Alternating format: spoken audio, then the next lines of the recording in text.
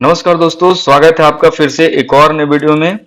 दोस्तों, जैसा कि अगर आपने मेरे पिछले कुछ वीडियोस को ऑब्जर्व किया होगा तो आपने ये नोटिस किया होगा कि मैं जनरली वैसे टॉपिक्स पे वीडियो बनाना प्रेफर करता हूँ जो एक पब्लिक पर्सपेक्टिव से तो बहुत ज़्यादा रिलेवेंट होता है, बट वो उतना ज़्यादा डिस्कस नहीं होता है पब्लिक डोमेन में। जैसे कि अगर हम आज की टॉपिक की बात करते हैं तो आज हम बात करने वाले हैं सरोगेसी के बारे में।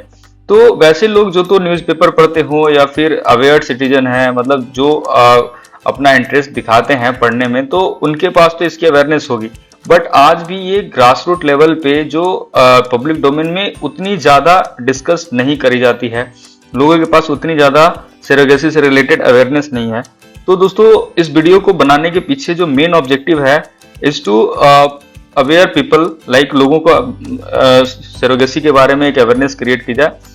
तो दोस्तों, इस वीडियो में हम सरोगेसी को डिस्कस करेंगे। तो दोस्तों, आइए देखते हैं कि हम इस वीडियो में क्या क्या डिस्कस करने वाले हैं। तो सबसे पहले देख लेते हैं दोस्तों, जैसा कि आप यहाँ पे देख सकते हो, इस वीडियो में हम डिस्कस करने वाले हैं। सबसे पहले हम डिस्कस करेंगे सरोगेसी के डेफिनेशन को कि सरोगेसी होता क्या है। उसके बाद हम डिस्कस करेंगे टाइप्स ऑफ सरोगेसी।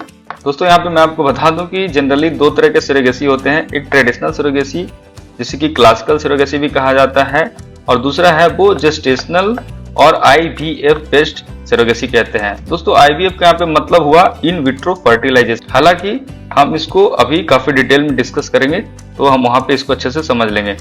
उसके बाद हम डिस्कस करेंगे, जो हमारा अगला पॉइंट होगा वो होगा कि जो सरोगेसी लॉ है इंडिया में वो क्या है, उसके क्या क्या कंडीशंस हैं, क्या एलिजिबिलिटी क्राइटेरिया, इन सारे चीजों को हम अच्छे से डीपली डिस्कस करने वाले हैं इस वीडियो में। उसके बाद हम देखेंगे कि अल्ट्रुइस्टिक सरोगेसी क्या होता है और कमर्शियल सरोगेसी क्या होता है। इन दोनों में हम एक डिफरेंस देखेंगे, और साथ ही साथ उसके बाद हम देखेंगे कि इंडिया में किस टाइप की सरोगेसी अलाउड है। हालांकि मैं आपको बता दूं कि इंडिया है वो अल्ट्रुइस्टिक सरोगेसी को रिकमेंड करती है। ये लीगलाइज्ड है altruistic surrogacy, and commercial surrogacy अब इंडिया में बैन हो गया है। And finally we will discuss about the issues and challenges related to surrogacy in India. तो क्या क्या इश्यूज हैं, क्या चैलेंजेस हैं सरोगेसी से, इन सारी चीजों को हम इस वीडियो में डिस्कस करने वाला है। तो दोस्तों, वीडियो काफी ज्यादा इंटरेस्टिंग एंड इन्फॉर्मेटिव होने वाला है, तो प्लीज वीडियो को लास्ट तक जरूर देखें। आइए वीडियो को स्टार्ट करते हैं। तो आइए दोस्तों, सबसे पहले हम सरोगेसी को डिफाइन कर लेते हैं। तो दोस्तों, अगर हम एक स्टैंडर्ड डेफिनेशन की बात करें तो surrogacy is an assisted reproductive technique in which intending parents collaborate with A gestational surrogate who will carry and care for their baby until birth. मतलब दोस्तों, एक तो स्टैंडर्ड डेफिनेशन हो गया, इसमें आगे लिखा है when intended parents are unable to start और expand their families on their own they turn to surrogacy. तो दोस्तों, इसको हम एक सिंपल एग्जांपल से समझने की कोशिश करते हैं। सपोज करते हैं कि ए एंड बी है वो मैरिड कपल हैं। ए हो गया, मान लेते हैं कि ए है वो मेल है, बी है वो फीमेल है। लेकिन होता ही है दोस्तों कि ये मान लीजिए कि बी जो महिला है, इनमें ऐसी कुछ दिक्कतें हैं जिसकी वजह से ये गर्भ धारण नहीं कर सकती है, यानी कि ये प्रेग्नेंट नहीं हो सकती है, बेबी कंसीव नहीं कर सकती हैं। तो अब इस केस में जब इन्हें बेबी प्लान करना है तो ये एक दूसरे महिला से मिलेंगी। सपोज करते हैं सी वो दूसरी महिला है जिससे वो मिलते हैं। तो जब सी से ये मिलेंगे तो सी के साथ ये दोनों आपस में एक एग्रीमेंट करेंगे कि ऐसा करो कि आप हमारे बच्चे को अपने गर्भ में, यानी कि अपने वूम्ब में आप हमारे बच्चे को पाल लो। उसके बाद जब बेबी का जब बर्थ हो जाएगा तो आप उस बच्चे को हमें वापस कर देना। तो ये जो कॉन्सेप्ट है दोस्तों, ये सरोगेसी का कॉन्सेप्ट है। इसको हम और आगे अच्छे तरीके से देखेंगे। तो आप यहाँ पे देख सकते हो कि जो सरोगेसी है ना, वो बेसिकली एक लीगल एग्रीमेंट होता है। मतलब एक एग्रीमेंट है किसके बीच में, तो जो पेरेंट्स हैं, जो इंटेंडेड कपल हैं, बच्चे को प्लान कर रहे हैं वो, और एक वुमेन यानी जो सरोगेट मदर होगी, यानी जिनके गर्भ में इनके बच्चे को रखा जाएगा, इनके बीच में एक एग्रीमेंट है। तो दोस्तों, ये डेफिनेशन था, आई होप आपको समझ में आया होगा। दोस्तों, आइए हम आगे बढ़ते हैं और देखते हैं कि सरोगेसी के टाइप्स को समझते हैं कि कितने तरीके के सरोगेसी होते हैं। तो जनरली दोस्तों, दो तरीके के सरोगेसी होते हैं। एक होता है ट्रेडिशनल सरोगेसी और दूसरा होता है जेस्टेशनल सरोगेसी। ट्रेडिशनल सरोगेसी को ही क्लासिकल सरोगेसी भी कहा जाता है दोस्तों।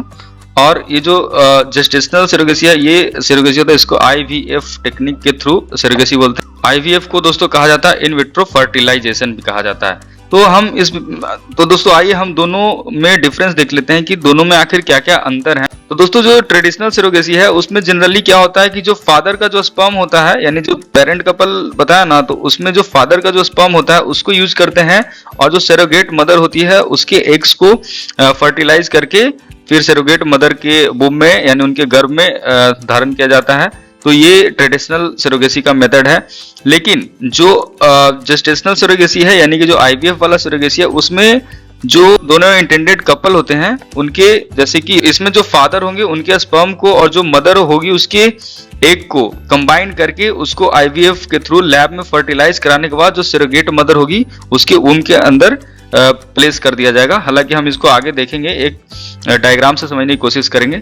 दूसरा जो डिफरेंस है दोस्तों वो है, इसमें जो ट्रेडिशनल सरोगेसी है वो एक तो सस्ता होता है, और ये जो आपका जेस्टेशनल सरोगेसी है ये कॉस्टली होता है। ये दूसरा डिफरेंस हो गया। तीसरा है वो है कि इसमें ज्यादा लीगल इश्यूज होते हैं। जैसे कि क्या होता है कि इसमें जो मदर होती है, सरोगेट मदर, उनकी खुद का जो एग है वो इन्वॉल्व होता है इस प्रोसेस में। तो इसके वजह से ये जो थोड़ा जेनेटिकल इन्फ्लुएंस भी आ जाता है, मतलब कि जेनेटिक का भी इशू आ जाता है। तो इन फ्यूचर में जब आफ्टर प्रेगनेंसी ये दिक्कत आने लग जाती है, और एक थोड़ा सा इमोशनल अटैचमेंट भी ज़्यादा हो जाता है ट्रेडिशनल सरोगेसी में, क्योंकि इसमें जो सरोगेट मदर होती हैं उनकी खुद का भी जो एग है वो इन्वॉल्व होता है। लेकिन ये वाला जो इशू है ये इसमें दिक्कत नहीं है, इसमें जेनेटिक रिलेटेड कोई इशू नहीं आती है जेस्टेशनल सरोगेसी में। चौथा जो डिफरेंस है दोस्तों ये है इसमें कि जो इसमें जो फादर का जो स्पर्म होता है, जो वो जो सरोगेट मदर होती है उनके बूम में इंजेक्ट कर दिया जाता है, डायरेक्टली प्लेस कर दिया जाता है। तो ये इनसाइड एक्टिविटी होती है यूट्रस के अंदर में। ये जो फर्टिलाइजेशन का जो एक्टिविटी होता है यूट्रस के अंदर ही होता है, बस इंजेक्ट उसको अलग तरीके से करते हैं। लेकिन वही जो आईवीएफ के थ्रू जो जेस्टेशनल सरोगेसी है, जो अभी मॉडर्न जो टेक्निक है, इसका जो इस्तेमाल करते हैं, तो जो इंटेंडेड कपल यानी जो पेरेंट्स के जो एग एंड स्पर्म्स का जो फर्टिलाइजेशन होता है वो वूम के बाहर ही हो जाता है, उसके बाद उसको अंदर में प्लेस करते हैं। तो इसमें जो सरोगेट जो मदर होती है वो किसी तरीके से इन्वॉल्व नहीं होती है। बस इतना समझ लो कि एक घर है और उसमें एक रेंट के लिए कोई रहने आ गया, तो एक नॉर्मल सा हम इस तरीके से इसको समझ सकते हैं। तो स्पर्म और एग है वो कपल का पहले ही बाहर से ही लैब में फर्टिलाइज करा दिया जाता है आईवीएफ के थ्रू, और उसके बाद फर्टिलाइज करने के बाद उसको बस जो सरोगेट मदर है उसके वूम में यानी उनके गर्भ में उसको प्लेस कर दिया जाता है। ये होता है। तो दोस्तों ये बेसिक सा डिफरेंस देखा हमने ट्रेडिशनल सरोगेसी और जेस्टेशनल सरोगेसी में। आई होप आपको ये समझ में आया होगा। आइए दोस्तों अब हम मैकेनिज्म समझते हैं कि जो दो तरह का सरोगेसी मैंने दिखाया उसको एक एक करके इस फ्लो चार्ट की मदद से समझने की कोशिश करते हैं। तो दोस्तों सबसे पहले आइए हम समझते हैं कि क्या मैकेनिज्म है ट्रेडिशनल और क्लासिकल सरोगेसी का। यहाँ पे आपको पूरे तरीके से क्लियर होगा। अगर आपको यहाँ पे नहीं भी क्लियर हो पाया होगा तो आप यहाँ पे 100% आपको क्लियर हो जाएगा। तो इसमें देखिए कि ये जो है ये इंटेंडेड कपल है, इसी को हमने ए माना था, इसको बी माना था। सपोज कीजिए ये मेल था, ये फीमेल थी, ये इंटेंडेड कपल है। अब क्या है कि मान लीजिए कि ये जो बी है वो इनकैपेबल है बेबी कंसीव करने के लिए। ये बेबी अगर कंसीव नहीं कर पा रही हैं तो जो कपल है ये जाके इनसे मिले, ये सी है, इनसे मिली और इनसे इन्होंने एक एग्रीमेंट किया। इन्होंने अपना प्रॉब्लम बताया कि we are not able to conceive baby. तो इनसे इन्होंने एग्रीमेंट किया और फिर इसके थ्रू क्या हुआ कि जो मेल था यानी कि जो ए है इसके स्पर्म्स को यहाँ से लिया गया और जो बी है इनके एग्स को लिया गया और इसको फिर यहाँ पे इंजेक्ट कर देते हैं यूट्रस में और फिर अंदर में फर्टिलाइज करके फिर यहाँ पे बेबी कंसीव हो जाएगा। तो ये प्रोसेस होता है ट्रेडिशनल और क्लासिकल सरोगेसी में। आइए दोस्तों अब हम देखते हैं कि जो आईवीएफ टेक्निक के थ्रू जो सरोगेसी होती है उसमें क्या प्रोसेस होता है, उसकी मैकेनिज्म को समझने की कोशिश करते हैं। जैसे कि दोस्तों मैंने आपको बताया कि इसे जेस्टेशनल सरोगेसी भी कहा जाता है। तो इसको देखते हैं, देखिए कैसे होता है। इसमें भी वैसे ही देख लेते हैं दोस्तों। ये कपल है ए और बी, ए आपका मेल हो गया, बी फीमेल हो गई। यहाँ पे भी सेम प्रॉब्लम है, इंटेंडेड पेरेंट्स हैं और ये बेबी कंसीव करना चाहते हैं क्योंकि ये है वो कैपेबल नहीं है बेबी कंसीव करने के लिए। तो इस केस में क्या होता है कि ये मिलते हैं सी से। जब सी से ये मिलते हैं, इनसे सरोगेसी के बारे में बात करते हैं तो ये इनके बीच में, इन दोनों के बीच में एक एग्रीमेंट होगा, एक लीगल एग्रीमेंट होता है इन दोनों के बीच में। उसके बाद क्या होता है कि जो इंटेंडेड कपल है, आप यहाँ पे देख सकते हो कि ये जो कपल है इनमें से जो महिला है यहाँ से जो एग लेंगे और यहाँ से जो मेल है यानी कि जो पुरुष है इनके स्पर्म्स को लिया जाएगा और इन दोनों को फर्टिलाइज करके यहाँ पे एक एम्ब्रॉय क्रिएट किया जाएगा थ्रू आईवीएफ टेक्निक के थ्रू। लैब में ये सारी चीजें होंगी। उसके बाद फिर एक जब एम्ब्रॉय ये रेडी हो जाएगा तो इसको जो सी महिला थी इनके बूब में इसे प्लेस किया जाएगा, यानी कि इनके गर्भ में इस बेबी को प्लेस कर दिया जाएगा। जो ह्यूमन का जो जेस्टेशन पीरियड होता है 9 मंथ्स का, ये यहाँ पे बेबी 9 मंथ्स तक रहेगा, प्लेस कर दिया जाएगा, यहाँ पे रहेगा और यहाँ पे इस बेबी का पूरे तरीके से डेवलपमेंट होगा एंड उसके बाद बेबी का बर्थ होगा। तो दोस्तों ये तरीका है जो आईवीएफ के थ्रू यानी इन विट्रो फर्टिलाइजेशन के थ्रू जो सरोगेसी होती है, इसकी तरीका ये है और ये मॉडर्न वे है और इसको ही अब प्रैक्टिस किया जाता है। हालांकि ये थोड़ा सा महंगा है in comparison to traditional, but ये प्रेफरेबल है क्योंकि इसमें कई सारे फैक्टर्स नहीं आते हैं, जैसे कि इमोशनल अटैचमेंट इसमें उस तरीके का नहीं हो पाता है क्योंकि इसमें कोई जो सरोगेट मदर है इनकी कुछ जेनेटिक मटेरियल ऐसा कुछ इन्वॉल्व नहीं होता है। तो दोस्तों आई होप आपको ये समझ में आया होगा। तो आइए दोस्तों अब हम बात करते हैं कि सरोगेसी का लॉ जो इंडिया में है वो क्या कहता है और उसको थोड़ा समझने का प्रयास करते हैं। देखते हैं कि क्या क्या लीगल क्राइटेरिया है सरोगेसी को प्रैक्टिस करने के लिए इंडिया में और फिर उसके बाद हम चैलेंजेस को देखेंगे। तो दोस्तों यहाँ पे हम 2 एक्ट को डिस्कस करेंगे। जैसे एक तो है जो सरोगेसी रेगुलेशन एक्ट 2021 2021 का एक एक्ट है जिसके बाद से एक सरोगेसी को यहाँ पे रेगुलेट करने का प्रोविजन मिला है। तो इसको आप देख सकते हो, ये है सरोगेसी के प्रैक्टिस को गवर्न करती है। और दूसरा जो है ये बताता है कि जो जेस्टेशन पीरियड होता है, जनरली जो ह्यूमंस के जो जेस्टेशन पीरियड होता है 9 मंथ्स में बेबी डिलीवर हो जाती है, बट इसको यहाँ पे 10 मंथ्स का प्रोविजन में डाला गया है ताकि जो भी कुछ apart from delivering of baby उसके बाद कुछ भी ऐसा इशू मेडिकल कंडीशन वगैरह हो तो सब इसके अंडर ही उसको रेगुलेट किया जाएगा।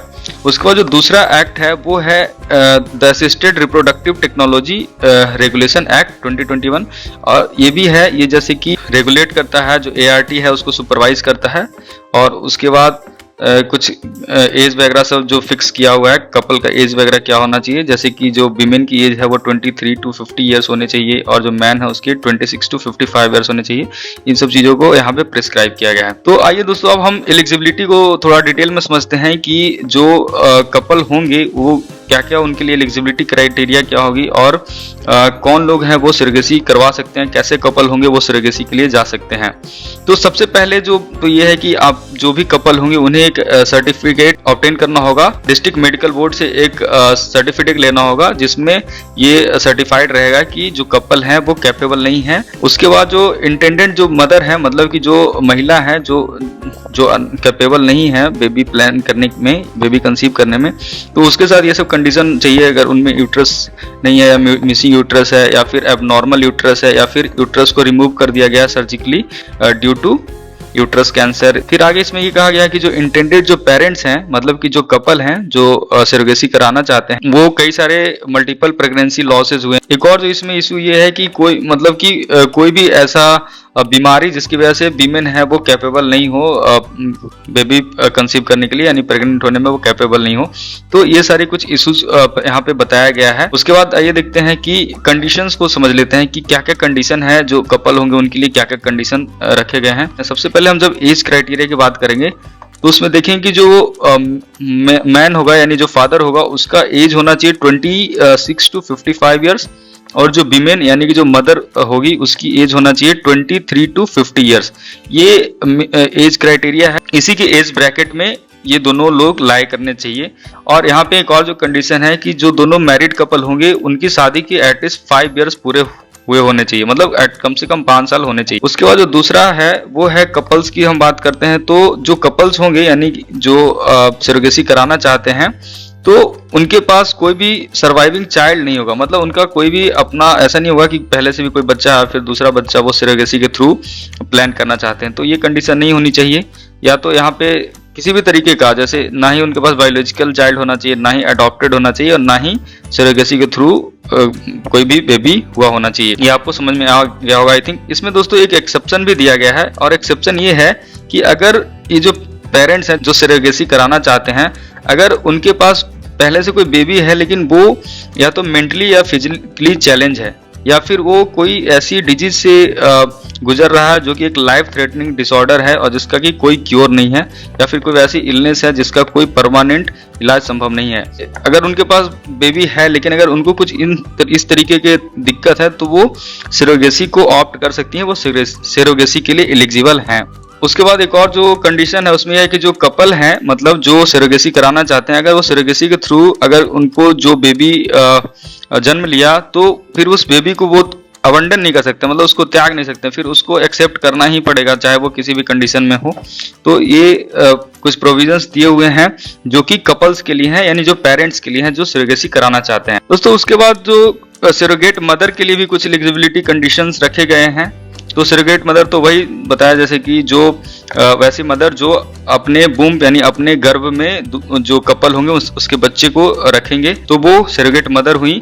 तो उसके लिए भी कंडीशंस रखे गए हैं कि कौन आखिर बन सकते हैं सरोगेट मदर। तो सबसे पहले तो ये कहा गया इसमें दोस्तों कि वो एक मैरिड वुमेन होने चाहिए, ठीक है, विथ ए चाइल्ड, एटलीस्ट उनके पास एक बच्चा होना चाहिए और वो मैरिड होने चाहिए। तो ये कंडीशन रखा गया है।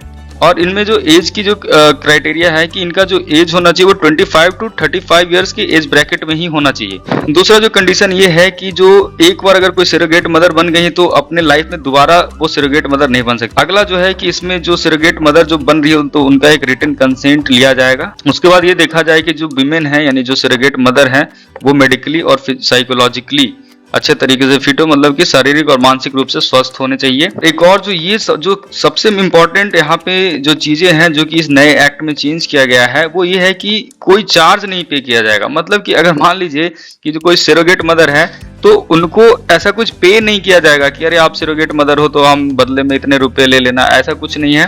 तो यही सबसे बड़ा ये इसीलिए कहते हैं कि, और इस टाइप के जो सरोगेसी होता है ना उसी को अल्ट्रिस्टिक सरोगेसी कहते हैं, क्योंकि इसके पहले ना कमर्शियल सरोगेसी बहुत ज्यादा चल रहा था। कमर्शियल सरोगेसी में ये होता था कि जैसे मान लीजिए कि कोई गरीब तबके के लोग हैं, मान लीजिए कोई महिला है वो बहुत ही इकोनॉमिकली वीक है, तो इस केस में उनके साथ शोषण होने लगा था। उनको जैसे खास करके ग्रामीण क्षेत्रों से उनको लाया जाता था और उनके साथ उनके बूम पे यानी उनके गर्भ को ही समझ लो बेच दिया जाता था किसी दूसरे लोग को। और उस केस में जो वीमेन होती थी उनका बहुत ज्यादा शोषण होता था। कई बार तो ऐसा होता था कि जो पेरेंट्स होते थे जो सरोगेसी के थ्रू बेबी प्लान करना चाहते थे, अगर उनके मन मुताबिक अगर बेबी ना हो तो फिर उसको एक्सेप्ट भी नहीं करते थे। तो उस बेबी का जो पूरा लायबिलिटी होता था वो सरोगेट मदर पे ही होता था। तो इनका शोषण भी बहुत ज्यादा होता था, प्लस बीच में कुछ जो मीडिएटर्स होते थे वो बहुत ज्यादा पैसा खाते थे। तो इस तरीके से कमर्शियल से जो सरोगेसी था वो बहुत ही ज्यादा एक्सप्लॉयटेटिव था और प्लस गलत भी था, एक इथिकली भी रॉन्ग था। इसलिए इंडिया ने कमर्शियल सरोगेसी को बैन कर दिया और जो अल्ट्रिस्टिक सरोगेसी है उसको मान्यता दी है और उसको लीगलाइज किया है। तो यहाँ पे मैंने ये क्लियर कर दिया दोस्तों कि जो अल्ट्रिस्टिक सरोगेसी उसमें कोई चार्जेस नहीं दिए जाते हैं, कोई पैसा वैसा नहीं दिया जाता है, सिर्फ इसमें मेडिकल एक्सपेंस को कवर किया जाता है। जो भी उनका मेडिसिन में जो होगा खर्च या फिर जो खाने पीने में जो भी खर्च आएंगे उसको जो पेरेंट कपल है जो सरोगेसी करवा रहा है उसको वो बियर करेगा। तो दोस्तों ये जो कुछ कंडीशंस थे जो सरोगेट मदर के लिए एप्लीकेबल थे। दोस्तों एक और जो फाइनली लास्ट में हम देख लेते हैं कुछ इश्यूज की इश्यूज रिलेटेड टू सरोगेसी। तो दोस्तों कई सारे इश्यूज है, आप जैसे कि आप देख रहे हो बहुत ही ज्यादा सेंसिटिव इशू है, मतलब कि बेबी का जन्म होना है वो भी एक सरोगेट मदर के थ्रू। तो आखिर एक तरीके की एक नया सोशल नॉर्म्स ही तो है, ये सोसाइटी में तो इतनी इजीली तो एक्सेप्टेबल होगी नहीं, इसलिए इसके कई सारे चैलेंजेस भी हैं।